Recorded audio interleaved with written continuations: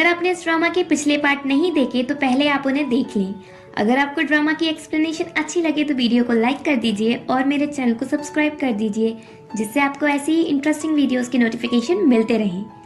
जब वो lady close आती है तब नियान उसका फेस क्लियरली देख पाती है। वो शीदी होती है। इसका मतलब शीदी नहीं, नियान को किडनैप कराया है। शीदी, तुम मुझे फिर से इस सिचुएशन में देखकर सरप्राइज हो गई ना? और वो नियान को स्लैप मारती है, उसे ब्लेम करती है। तुम्हारी वजह से मेरी पूरी लाइफ बर्बाद हो गई। तुम्हारे उस गोंग्यू ने मुझे एंटरटेनमेंट इंडस्ट्री से निकाल दिया। डैड की कंपनी बैंकरप्ट हो गई और इस सब से ज्यादा बुरा, मैंने चिंचू को खो दिया। नियान, शीदी, अगर तुम ये सब पैसों के लिए कर रही हो तो मुझे छोड़ दो। मैं गोंग्यू से कहकर तुम्हें पैसे दिलवा दूंगी। शीदी, तुम्हें क्या लगता है मैंने तुम्हें पैसों के लिए किडनैप किया है? और शीदी नियान को ये बताती है कि वो चिंचू को उससे भी पहले से लाइक करती थी, पर किसी को बता नहीं पाई।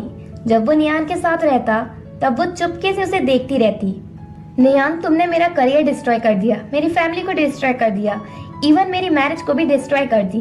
अब मैं तुम्हें छोड़ूंगी नहीं। शीदी रूम में कुछ मैन को बुलाती है। वो सभी मास्क पहने हुए होते हैं और शीदी रूम से चली जाती है उनको नियान के साथ छोड़कर। वो मैन नियान के क्लोज जाते हैं। नियान चिल्लाती है पर वो उसे कवर कर लेते हैं। आगे क्या हुआ ये हमें दिखाया नहीं गया। नियान को होश आता है और वो बेड पर होती है। उसके माउथ के कॉर्नर पर चोट का निशान होता है और वो बताती है, आखिरकार मैं सोचती हूँ कि क्या मैं सपने में हूँ? मेरे जैसे इतने छोटे से कैरेक्टर के साथ ऐसी अनबिलीवेबल थिंग्स कैसे हो सकती है? मैं बस एक स्टेबल रिलेशनशिप चाहती हूँ, लेकिन मुझे इसके लिए इतना पेन और हार्डशिप सहनी पड़ी। ये सारी थिंग्स सिर्फ स्टोरीज में होती हैं। अगर ये एक सपना है तो मुझे पेन फील क्यों हो रहा है जब मैं जागी? क्या सपना अभी खत्म नहीं हुआ है? उसी टाइम गोंग्यू रूम में आता है नियान से मिलने। नियान गोंग्यू से बार बार कहती है कि उन लोगों ने उसे टच नहीं किया। गोंग्यू, नियान, तुम्हें डरने की जरूरत नहीं है। मैं तुमसे प्यार करता हूँ और मुझे फर्क नहीं पड़ता कि तुम्हारे साथ क्या हुआ है। मैं उन मैन को छोड़ूंगा नहीं जिन्होंने तुम्हें हर्ट किया है। इधर गोंग्यू की मॉम कुछ टेंशन में होती हैं।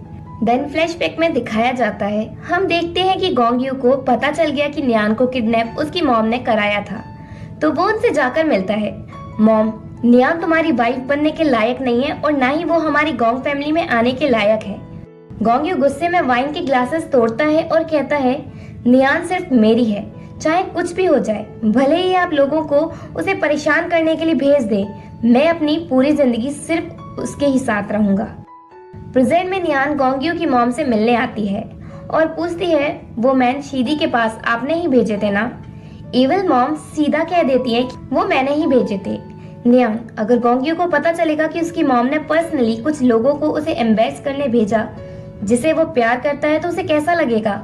मॉम, एक्चुअली मुझे शुरू से ही पता था कि गोंग्यू को इस मैटर में मेरे इन्वॉल्वमेंट के बारे में पता चल जाएगा, पर मैंने ये कभी नहीं सोचा था कि गोंग्यू फिर भी उस वुमेन को लव करेगा जिसे मैंने हराश किया हो। उसने वैसे ही मुझे बहुत स्पीच दे दी है और वो चाहता है कि मैं वापस लंदन चली जाऊं। नियान, पर उन लोगों ने मुझे टच नहीं किया। मॉम स्माइल करके कहती हैं, इस सिचुएशन में भी तुम्हें लगता है कि सब तुम पर बिलीव करेंगे? चलो, कुछ लोग तुम पर बिलीव कर भी लेंगे, पर क्या गोंग्यू करेगा? मैंने उसके मन में डाउट का बीज बो दिया है और हो सकता है कि वो एक दिन तुम्हें लाइक करना बंद कर दे और छोड़ दे। नियान, ठीक है, तो मैं उसे मुझे डंप करने दूंगी। देन मॉम वापस लंदन जाने के लिए निकल जाती हैं। गोंग्यू नियान को देखता है और उसके पास जाकर उसे हक कर लेता है। उसे डर है कि कहीं वो उसे छोड़कर ना चली जाए। 3 वीक्स निकल जाती हैं।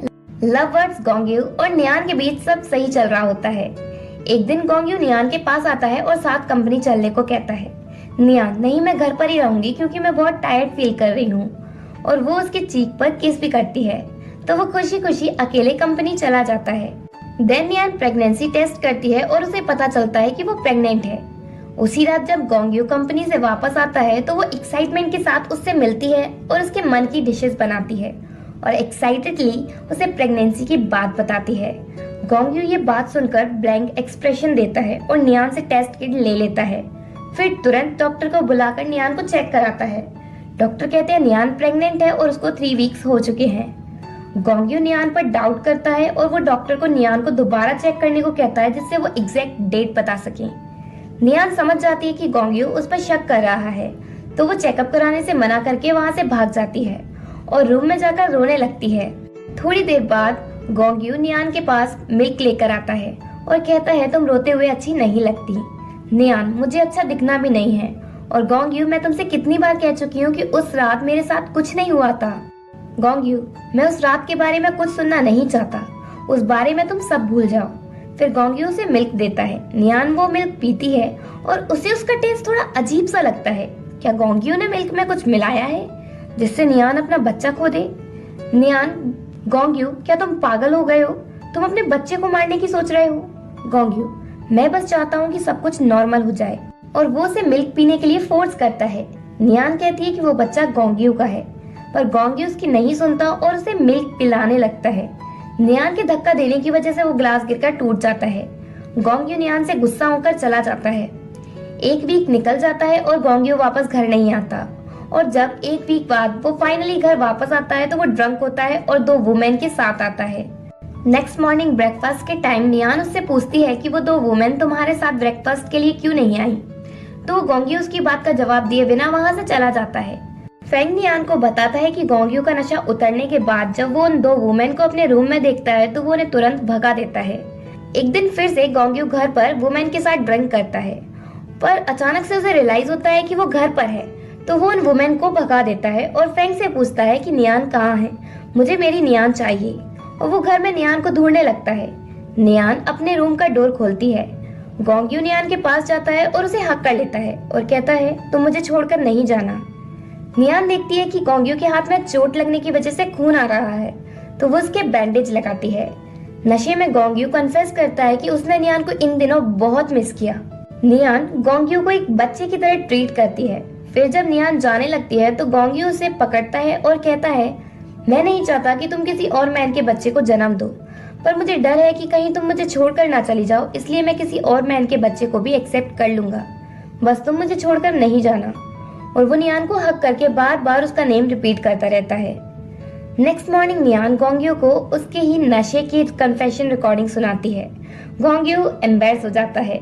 नून में नियान गोंग्यू के लिए लंच लेकर कंपनी जाती है और उससे कहती है कि वो अपने डिसऑर्डर को सही करने के लिए डॉक्टर के पास जाए, पर गोंग्यू जाने से मना कर देता है। नियान, अगर तुम सही हो जाओगे तो मैं तुमसे और ज्यादा लव करने लगूंगी। नियान की स्वीट स्वीट बातें सुनकर वो डॉक्टर के पास जाने के लिए मान जाता है। देन वो दोनों स्पेशलिस्ट के पास जाते हैं। जब वो डॉक्टर गोंग्यू से मिलकर अपना नेम बताती है तो नियान समझ जाती है कि ये डॉक्टर तो वही है जिसका नाम बुक में था, मोना लैनकेस्टर, जिसकी शादी गोंग्यू की मॉम गोंग्यू से कराना चाहती थी। और इसी के साथ पार्ट 10 एंड होता है।